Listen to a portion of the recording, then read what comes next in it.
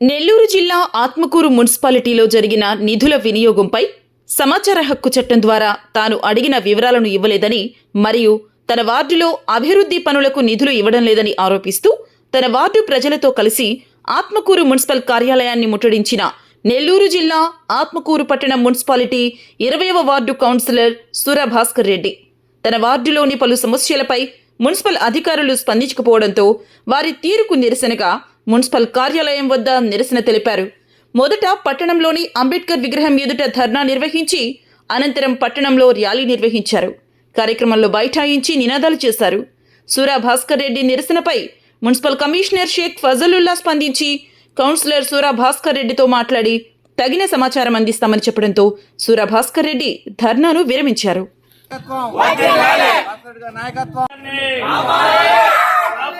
కాపాడాలి సమాచార హక్కు చట్టాన్ని వెంటనే కాపాడాలి సమాచార హక్కు చట్టాన్ని వెంటనే మౌనం వీడాలి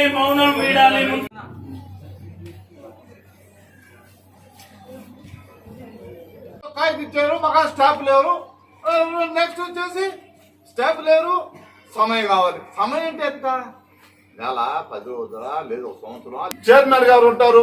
చైర్మన్ గారు 6 గ్రూపులు. ఆ ఒత్తులుగా బిడ్డకి ఏమి తెలియదు, పసిబిడ్డకి ఈ ఒత్తులు తట్టుకో. ఎవరామా నాకు చైర్మన్ పదవి వద్దు, పదవి ఇచ్చారు కానీ నాకు అధికారం నాకు లేదు. అధికారం వాళ్ళ కాడ, పదవి నా కాడ ఉంది, ఏం చేసుకున్నా అంటది. కనీసం నేను ఒక కౌన్సిలర్ కదా, నా వార్డుకి నిధులు ఇవ్వమని అడుగుతా, నా వార్డుకి కుళాయిలు ఇవ్వమని అడుగుతా, పబ్లిక్ ట్యాబ్లు ఇవ్వమని అడుగుతా, కాలువ కట్టించమన్నా, వాళ్ళు ఏమన్నా. అయ్యా మేము ఆదా నీళ్ళు తగలేకున్నాం, ఆ పైప్ లైన్ ఒక్క టీం అని 10 సార్లు అడ్డీ పెట్టా. కమిషనర్ గారు ఏమిచ్చారంటే నా కడ మీరు అడిగిన దానికి సిబ్బంది లేరు, నాకు టైం కావాలా, సిబ్బంది లేరు, టైం కావాలా.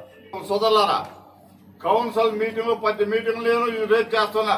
Minutes book, Quran, Bhagavad Gita, Bible పవిత్ర గ్రంథాలైన కనపడితే మా మినిట్స్ బుక్ అవపడుతుంది.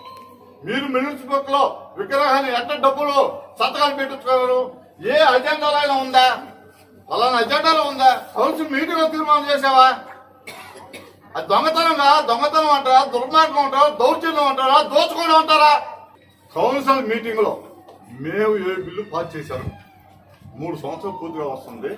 అది కూడా చేతులు ఎత్తేసి సిబ్బంది లేరు, నాకు టైం కావాలా.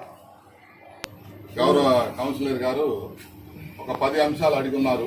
2019 నుంచి ప్రస్తుత సంవత్సరం అంటే 5 సంవత్సరాలు కాలం వరకు ఈ సమాచారం అడిగున్నారు. మొత్తం ఒక 10 పాయింట్లు వారు కోరి ఉన్నారు. వీరు అడిగినటువంటి సమాచారం తప్పనిసరిగా ఇస్తాం, ఇవ్వకుండా మాత్రం ఉండం. నాకు కొంత సమయం కావాలని చెప్పి అడిగాను.